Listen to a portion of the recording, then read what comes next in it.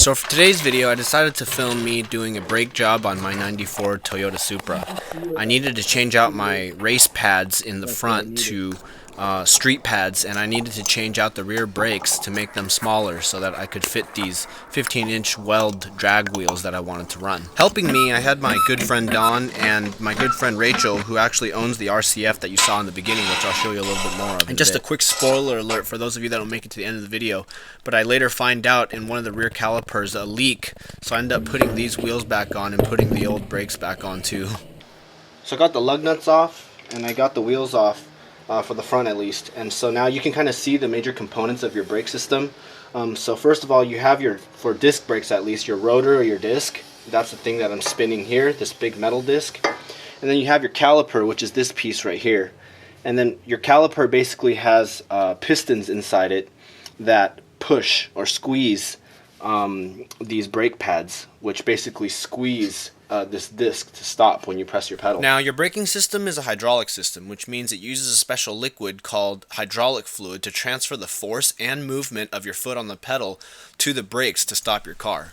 When your foot presses on the brake pedal, your brake pedal is connected to your brake booster, which basically amplifies the force, which then goes to your brake master cylinder and reservoir, which is filled with your brake fluid. Your master cylinder has a piston or plunger inside it that's connected back to the pedal, and the master cylinder draws fluid from the reservoir and then pushes it out through tubes. The pressure in the fluid is what causes the pistons in the calipers to move, squeezing the brake pads on the rotors. So within the calipers, we have brake pads on both sides of the rotors. The pistons in the calipers push on those brake pads, and the same goes for all the other corners of the car. I'll show you what's going on under here and how that connects. So if you follow me over here, so this is your fluid reservoir right here, okay? So your brake booster is this big black thing, which basically assists you in your braking. This is your brake master cylinder, and that pushes the fluid from this reservoir down through all these different tubes, and then it goes to each of the individual wheels and eventually comes out from here, like on the front wheel right here, front left, comes through this tube to the back of the caliper. Now, I had my friend Rachel come over to help me with some of the upcoming parts with this brake job. Hi, Rachel. Now, some of you may know her as Makeup Guru Rayview, but I wanted to use this opportunity to show you some of the differences between her brakes and mine. Her car is an incredible looking brand new LEXUS RCF with 20-inch Volk TE37s. And it's a great comparison to my car just to see how far Toyota has come in the last 20 years. You can see from this comparison done with my hand just how much larger her brake rotor and especially that large orange caliper is than the one on my car. Compared to Rachel's brakes, my brakes are actually much smaller, even though at the time the Supra's release, these were considered one of the top performing brakes. And especially since cars today are heavier than they were 20 years ago, brakes have to be more powerful. So take my Supra's brakes for example. The brakes are pretty well matched up with the weight and size of the car. And so the Supra has a 4-piston caliper setup, 2 on each side pushing on the brake pads. Whereas Rachel's RCS front brakes have a 6-piston caliper setup, which explains why her front brakes are so much bigger than mine. So you can see for a car this size, you know, a Supra right here, my car is probably weighing in around 3,300 pounds. A 4-piston brake setup in the front is already pretty beefy. Whereas most normal cars these days only have 1 or 2 pistons in the front. So what I'm going to do right now is I'm going to change out these pads because I have race pads in here, and race pads are noisy and they dust a lot. And we don't need them for the street. The way you pull the pads out on this car is super easy. You just pull this retaining pin out, this little clip, put that aside, and then you have these 2 rods that hold the pad in place. So you just pull them out like this, pop this little clip out. With the 2 rods out of the way, you just slide the pads out the back. There. So there comes one pad, and then here comes the other pad. And then so you can kind of see on the back of the pads the imprint of the piston, right? So you can see the 2 pistons. 2 pistons on this side are right there, those 2 circle things. And then on the back side, there's 2 pistons back there too. What you now have with this out, you can see that the rotor is just floating, right? So I can actually, if I took the caliper off, I can take the rotor off. But I'm not going to do that for the front because I don't need to. I'm going to do that for the back later to change them to the smaller brakes. But for the front, I'm just going to leave these rotors here. I'm not going to take the caliper off. I'm just going to change out the pads. Now, the thing is, once you get your pads worn down, this is your pad thickness. And as you start to use up your pad, this thickness gets less and less and less, which means your piston needs to come out more and more and more in order to squeeze. So what we're going to do is normally, this is a pretty new pad still, so it's still pretty thick. But once it gets thin because of use, then the piston's going to come out. And so when you change to a new pad, so here in this box I have a set of brand new OEM Toyota pads from the front. So you can see that the thickness on these is probably going to be a little bit more than these other ones, right? They're just slightly thicker. But on a set of brakes that have been really worn, this will be really thin, and so it'll be difficult for me to slide the new pad back in. And so what you'll need to do is push the pistons back. So some people will usually use a C-clamp to push it back in, but what I'll do is, since we work out, I'll just use my hands. So to make sure the piston doesn't pop out on the other side, which has happened to me before, I'm going to put one side back in so that when I push this side, this piston doesn't come flying out. So what I'm going to do is I'm going to use the other pad and just slide it in the back right here, and then just use some leverage and then just kind of yank on it. All right, so let's see if this can fit. Okay, so there's that side goes in. Let's just make sure it's oriented correctly, and there it goes. There we go.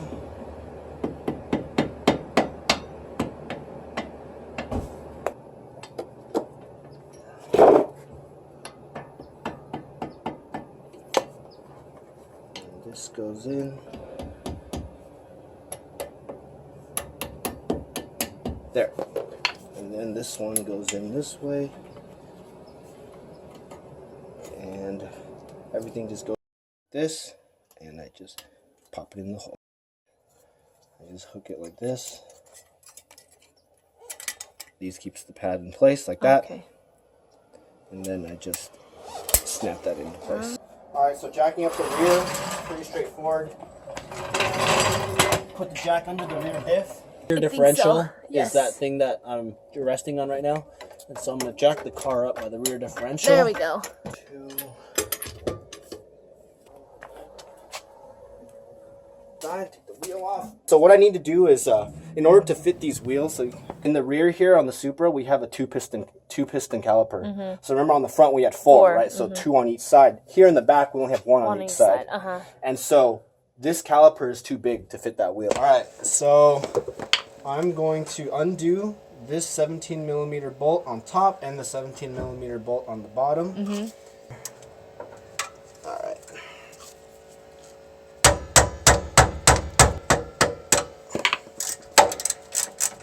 All right, that's loose. I can see it. Yay! Okay, so right there. Perfect.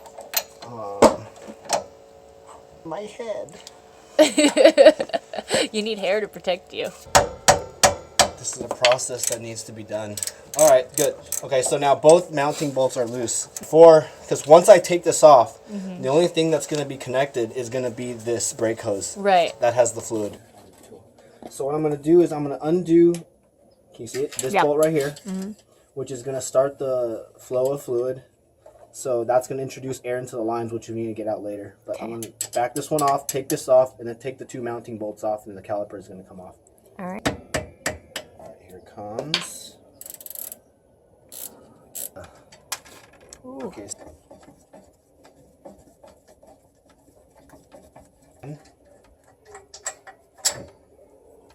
So there's 2 bolts, and then the entire caliper comes off as an assembly like this.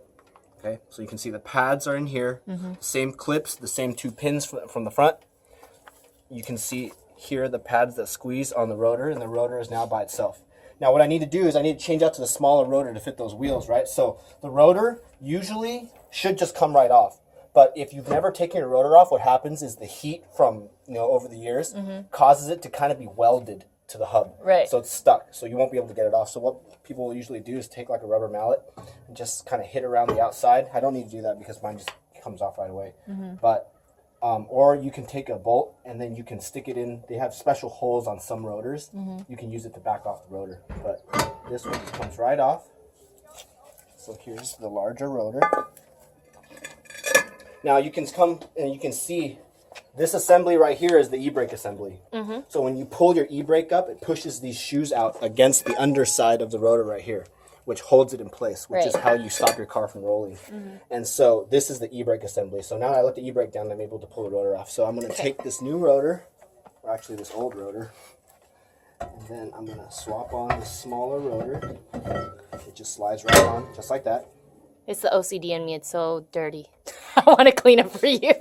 And then I'm going to put this new, actually old, caliper on, the smaller one. And it goes on the exact same way that it came off. So the 2 bolts. Okay. 17 millimeter bolts. And so this is going to slide right on here like this. So now that the caliper is kind of just on there, not tightly, before I lose too much fluid, I'm going to put this line back on so that we don't continue leaking. That bolt's on. All right. Because if you lose too much fluid, it can actually drain the reservoir and then eventually drain the master cylinder in the front. Oh no. And if you introduce air into that system or into the master cylinder, then you need to re-bleed the entire system, which is really annoying. Ugh. Did go down a little bit, not by much, but we're still close to max, so we should be okay still. There's a lot of fluid in the system, so you don't have to worry too much, but check that level, looks good. And now I'm going to finish tightening down the mounting bolts.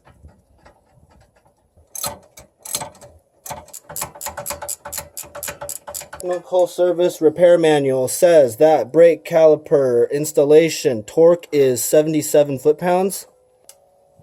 77. All right. So 77. I don't work out my biceps though. Look at There, those guns. that's 77.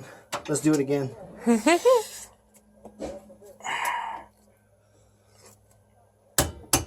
Yeah, that's There you 77 go. right there. What I'm gonna do now, because I introduced air into the lines, so we're going to bleed the brake fluid. 3 different levels of fluid. You have your .3 brake fluid, your .4, and your .5.1. Now, .4 has slightly higher boiling point, and then .5.1 has the highest. I'm going to keep this reservoir topped at max. It's going to draw fluid from the reservoir into the master cylinder, and when she pumps the brakes, when she releases, it's going to draw the fluid in. When she pumps it, it's going to push it out through the lines, out to the individual corners that I just did. And what I'm going to do is I'm going to start from the farthest corner from the car, which is basically going to be the right passenger rear. So I'm going to attach this wrench to it. As soon as I loosen this, it's going to allow fluid to come out of this bleeder valve. So I'm going to put this length of rubber hose with the check valve on.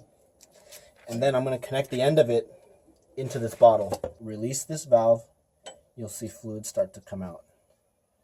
So there's some fluid coming out now. Okay. Up. Release? Yeah. Down.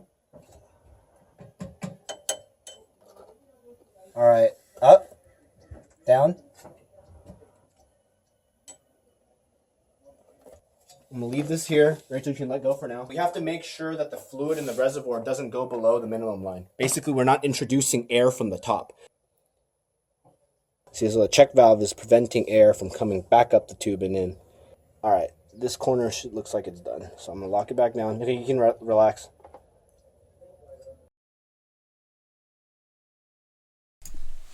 So actually at this point in the filming, we found out that one of the calipers that I put on in the rear was actually leaking and couldn't hold fluid, and so we couldn't maintain pressure.